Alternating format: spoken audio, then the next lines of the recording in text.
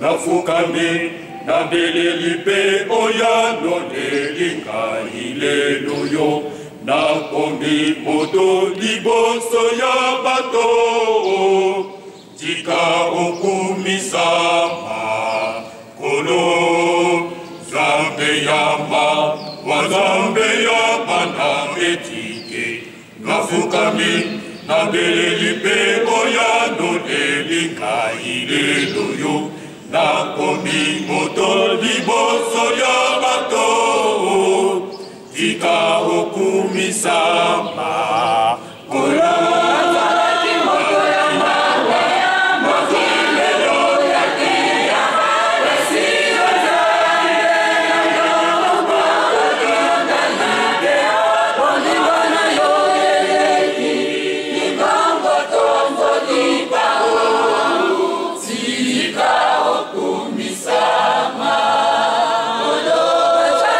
Moto ya mbambe ya mokile boya ke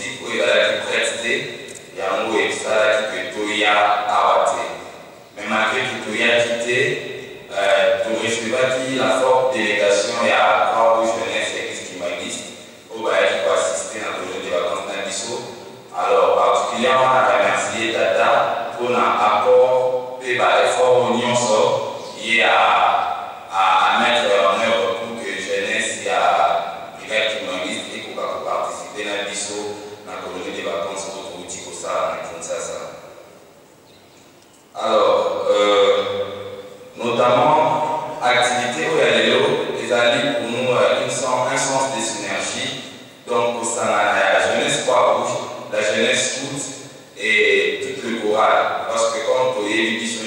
prime abord, point commun à plus de la jeunesse. Nous sommes tous les jeunes et grâce à l'église Kimagiste, nous avons encore une fois de plus organisé une activité d'ensemble, activité mon en synergie. Et nous remercions notamment l'église pour la confiance, pour la destinée sur la jeune, pour la aussi ma pena, Mayani, Oyo, il y a fait, il y a des lots. Et notamment aussi, comme nous le savons tous, Bissouba n'a essayé de honorer Bakolo, de honorer Tata, de la Narabatoli et tout. Alors le fait pour nous, il y a pour célébrer la naissance, il y a Tata, c'est une manière pour nous pour honorer, parce que non pas seulement que à toujours célébrer la naissance naïe, mais ça doit la naissance de célébrer son existence, parce que la naissance donne accès à l'existence. Voilà la raison pour laquelle on a posé à tout choix pour célébrer cette fête avec toute la jeunesse. Alors, la Congo, comme Louis Bissoulignon sort, des primes abord, la Croix-Rouge en soi, ni tout Kanisaka que nous savons la Croix-Rouge est pour le botanique. Et pourtant, ce n'est pas le cas. La Croix-Rouge d'abord, c'est pour les personnes vivantes. À ça, pour la voiture, on va mourir. Mais ceux qui Croix-Rouge, c'est juste pour répondre à la mission où ils allaient prévenir ma maladie. Parce que vous dit ceux qui nous ont découvert au là, ils ont répondre à la condition d'hygiène et pour polluer l'environnement et risquer de causer la maladie. C'est dans ce sens que nous, la présence de la Croix-Rouge place Makada déjà. Mais en réalité, la Croix-Rouge est là pour les personnes vivantes. Et notamment, comme je l'ai dit en haut, Croix-Rouge dans la mission, c'est pour parler à la jeunesse. Azar, on a pour ça la promotion. Il y a culture de non-violence, promotion de la culture de paix, et aussi Azar, on a pour ça la promotion, il y a un principe, il y a bonne conduite et mœurs, c'est-à-dire Makamboya, obéissance. Alors ça va un peu dans les mêmes sens, il y a trilogie Kimagiste, tout ce qui est en gros devise Kimagiste, où il y a amour, il y a paix. Ma précepte, toute la œuvre, ceux qui n'ont ni Kulubamo, ni Lingala, Ezali Bolingo, ni Beko, P. Osala. Alors, c'est dans les mêmes sens que les lots n'a encore une fois de plus pour encourager la jeunesse, pour que tous aient toujours l'amour du prochain, tous aient toujours, tout le temps on a toujours lancé à Beko, et notamment pour tous à l'esprit, à créativité, esprit en ça. Alors tout à l'heure, pour aller pour l'analité, il y a révérend Primo, pour remarquer bien que à tout le monde, Némini, Limumba et Koki pour contribuer à l'éducation et à la jeunesse. Alors, de ces faits, réponse à ça qui a dit que, et ça, jeunesse, ils ont suivi par instruction. Oui, je prie ça m'a pas data, l'instruction je prie ça m'a Lingumba, et Lingumba, je prie ça tout pour encadrer, pas tout ça, l'instruction pour l'encadrement. C'est de cette façon-là que l'Église peut contribuer à la jeunesse. Après, c'est un exemple, il y a Bana Israël, ceux qui vont réussir ça qui, pour Bimato, pour Tamboula, pour l'esclavagisme, c'est parce que obéissant à un principe, tout à l'orientation et à Tata, ou à Tata qui faut alors ça va dans le même sens pour nous aussi, ceux qui sont limités et des jeunesses dans qui sont à l'élo, et à la prospère, jeunesse dans qui sont à l'élo, et à la nourriture de sagesse, et c'est qu'il tout le temps vraiment sur les instructions et à Tata. Notamment, pour remarquer bien que parfois, toujours ça la Kamakambo, ils aussi maté, parfois pour faire parfois Makambo qui est côté, parce que la jeunesse a ça peut-être une obéissance. Alors de cela, moi je lancerai vraiment un appel à toute la jeunesse pour que tous soient très obéissants, tous soient très engagés et surtout tous à l'écoute et pas il y a la data, il y a la maman et notamment tous à demander pardon. À chaque fois que tu commets une erreur, on doit toujours revenir pour demander pardon. Et raison pour laquelle, à l'occasion, il y a cérémonial de l'Ekanaki le 12 novembre 1992, il y a Banabaya qui a pardon et pas Batata parce que Batangola qui m'a dit. Alors c'est de la même manière aussi, aujourd'hui c'est un peu septembre. Bissoto réitérer cet engagement, encore une fois de plus, côté la jeunesse pas trébucher, nous allons encore créer une fois de plus pour renouveler encore les pardons, parce que celui de ça, on ne va pas marcher sous la conduite ou sous la sagesse. Et puis, même dit des lobbies, aussi, et qui au cas. Donc, je dirais l'obéissance vaut mieux que les sacrifices. Donc, nous, étant que jeunes de la Croix-Rouge, étant que jeunes scouts, étant que jeunes de chorale et tout, on est vraiment appelés. Tout ça, là, sacrifice. Tout qui pour y bien. Tout qui pour déplacer le reste de l'homme qui ça doit être c'est un sacrifice. Mais surtout pour tous ces alliés, en tout cas, les alliés nous sacrifices à part. Voilà pourquoi il faut aussi que l'obéissance premier qui est les sacrifices.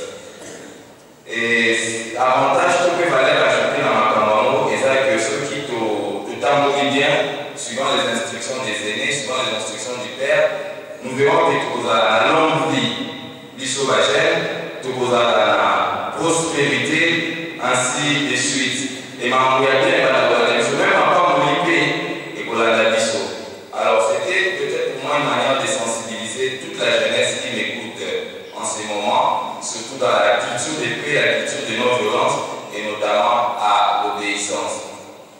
Alors, comme nous sommes le pôle atelier pour honorer vraiment notre Père à l'occasion de son anniversaire, et je pense que c'est un coup d'envoi et nous ferons toujours de notre Père et à chaque fois où l'activité est alliée allant dans ce sens, en tout cas, nous ferons vraiment de notre Père à répondre toujours présent. Et je pense que ça ira aussi dans le sens de l'obéissance. Voilà un peu les quelques mots que nous avons préparés. Et encore une fois de plus, nous sommes très fiers et nous remercions vraiment pour PC Penza Matonini et pas Yatata pour la réforme, nous fournir d'une manière générale pour la mission majeure.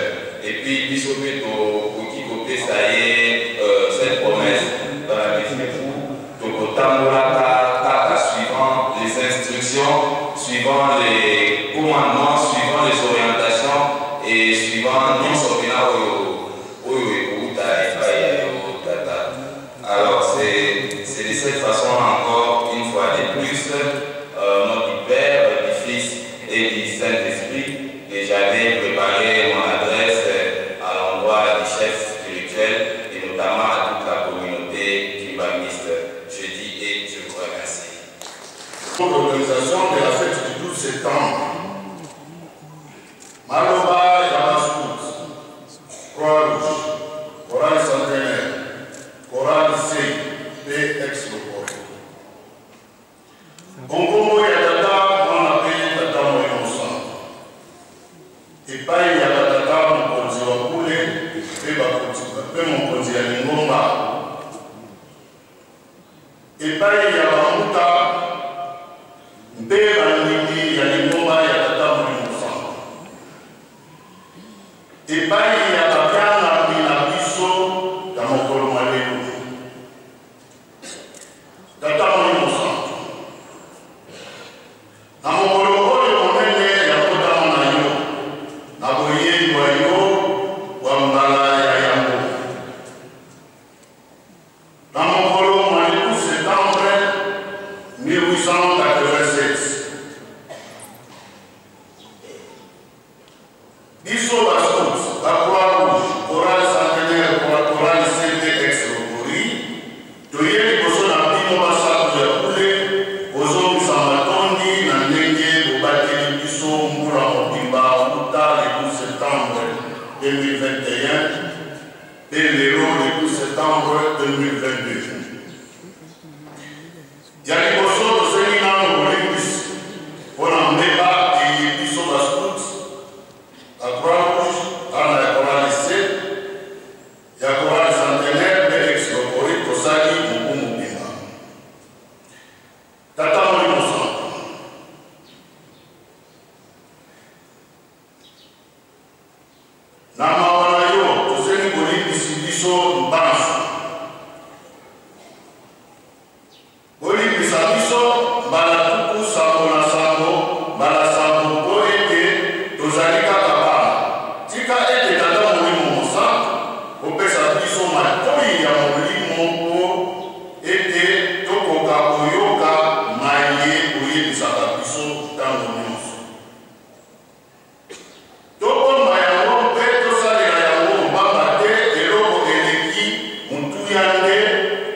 kosalela mposa mpe lotomo na bino.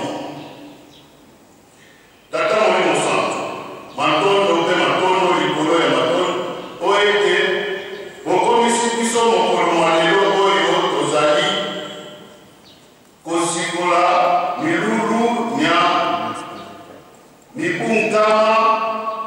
Vive la clôture du centenaire. Vive la clôture du centenaire. Vive la clôture du centenaire.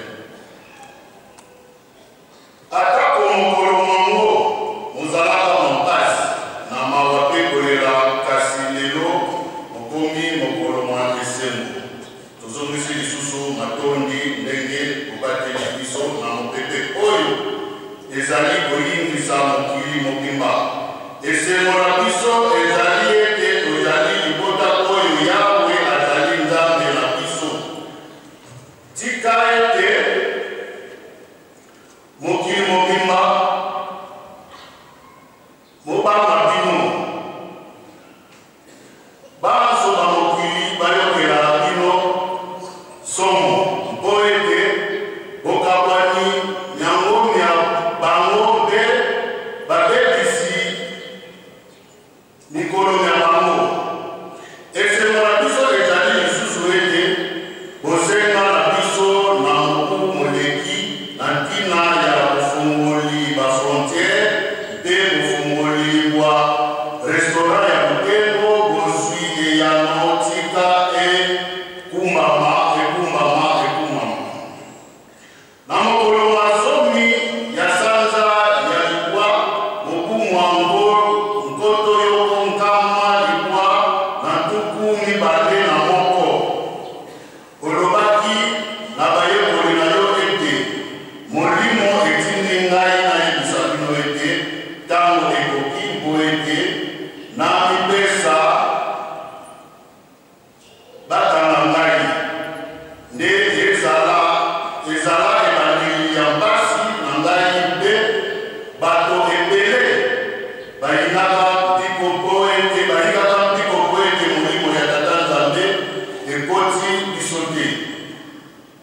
Bakonzi ya leta bakosala manso mpo ete bakoma mosala na ngai kasi bakokoka te. Bakokoma yango te mpo ete likambo yango euti na Tata Nzambe te ebakisi ete bakonzi ya Afrika bakotambusama na mateyi mabe ya mindele mpe bakomema bamonani na libunga mpe bakomema biso na biso mpe ekokomisa bato bakola. Bilenge mingi ya Afrika bakotika Afrika mpo bakende kokutana bolamu ya mikili ya bamindele. Bilenge yango bakoloba minoko ya bamindele mpe bamisusu bakolanda bizaleli ya bamindele mpe bakokoma bilei ya mindele. Kufa ekozala mingi mpe bakomona lisusu baboti na bango te. Ekosenda ntango molai mpo ete moto moyindo azwa bozomi bwa molimo, indépendance spirituelle.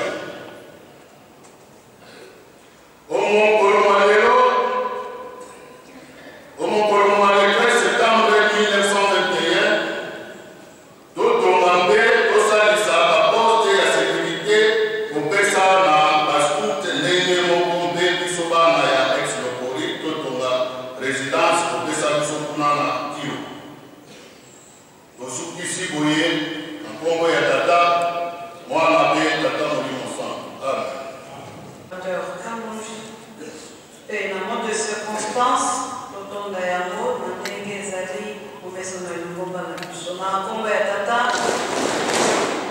Mwana pe Mwalimu Santo. Tusukisiwe na kumata tamaa kwa Mwalimu Santo. Amen. Tusali. Salmos amém, de Jesus Cristo. Yo sola kwa nitatanza miwasi. Yo twagi umtatamana wapela. Bika wapa masikila mama na ile kwa ile mfu. Se ye mwana tatamana wapela. Amen.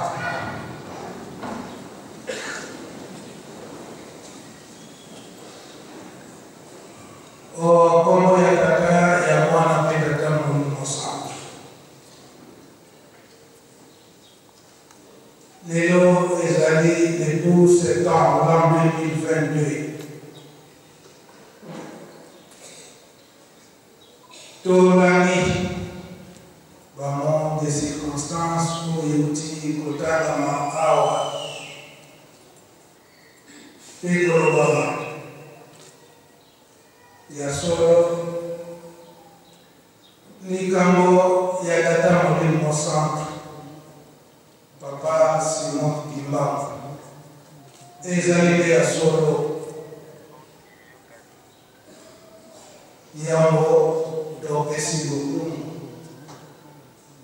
na ba invité na biso ezala ya Croix Rouge ya Scout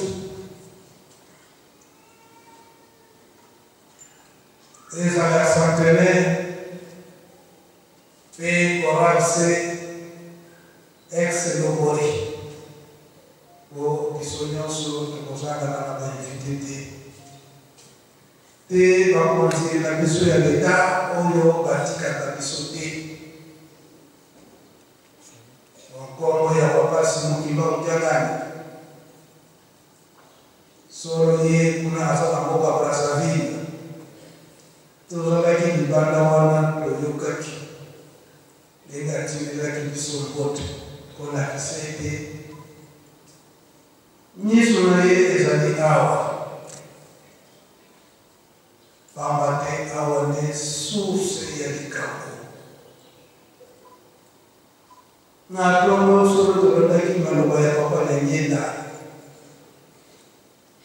oyo ye alobaka na ntango wana.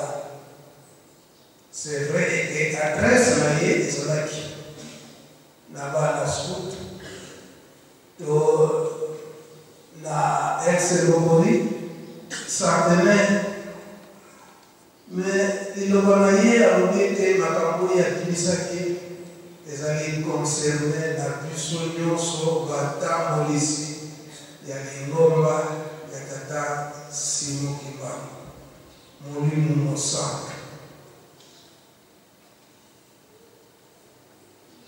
Na kosenga nzembo moko epai ya Chorale dirigeant batukuditi kimwana ki pwata kya peke tukavidi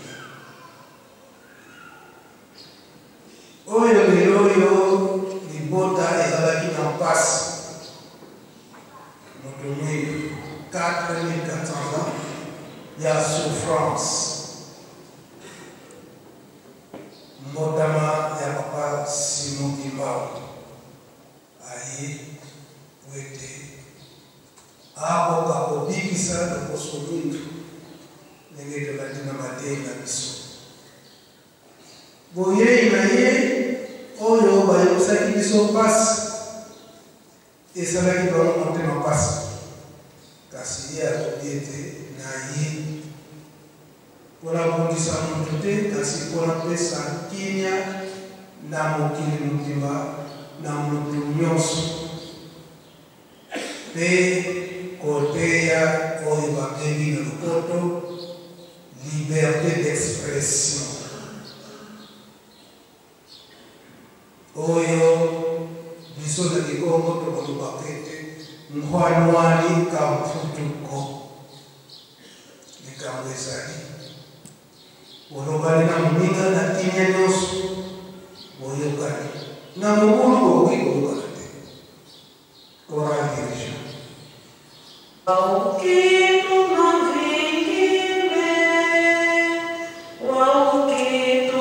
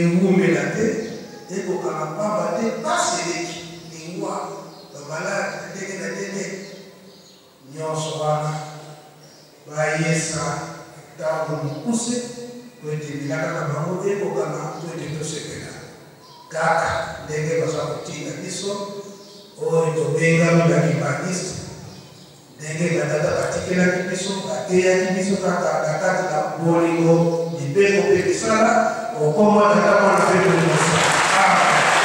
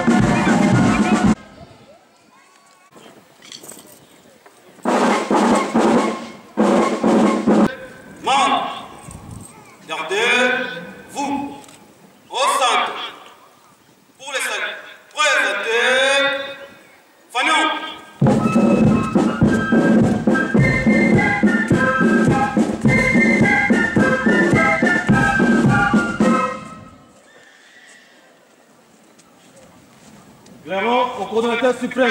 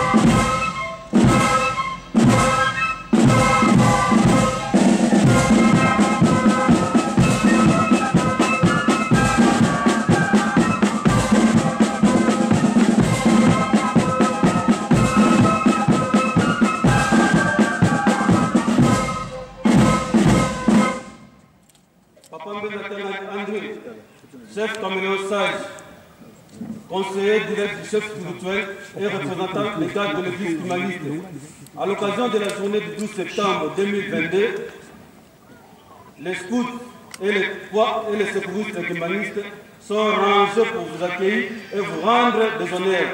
Sur ce, je vous invite de passer la troupe en revue au nom du commandant d'honneur, chancelier national, Lema Matondo, Pan de Sud.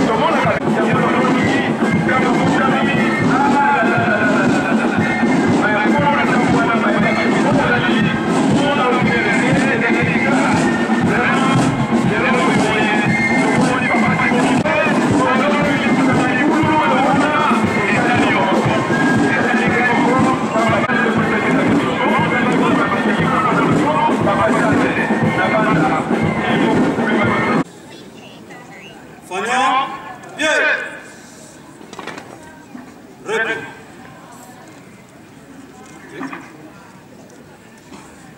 Léon, garde à vous.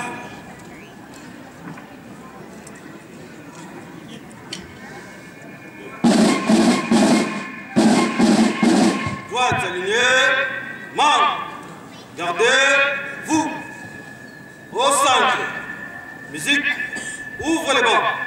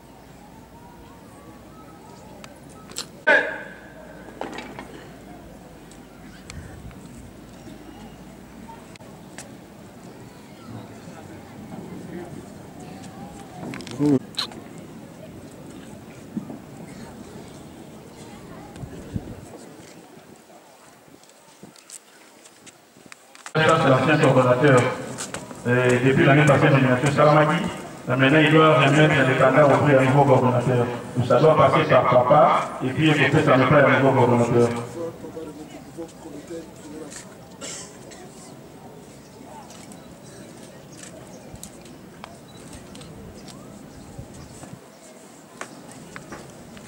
Pour recevoir son standard.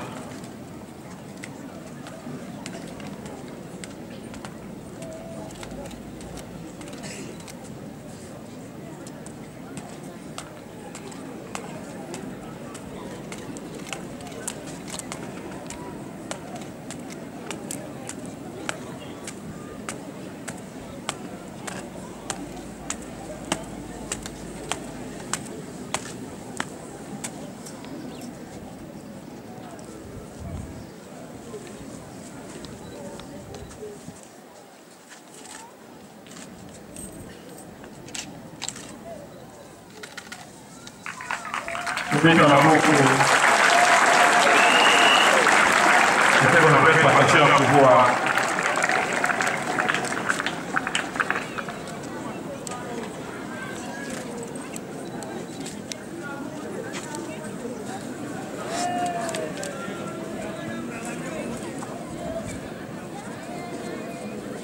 Une joie.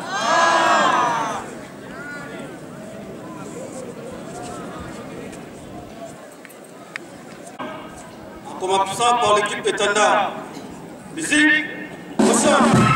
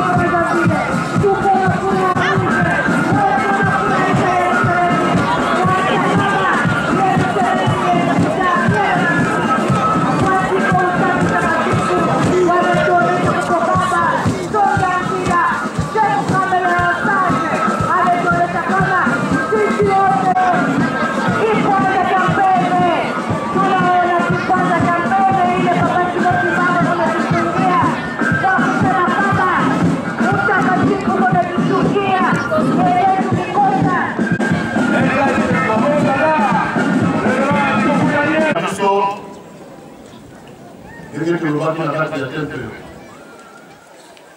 12 septembre ezali mokolo monene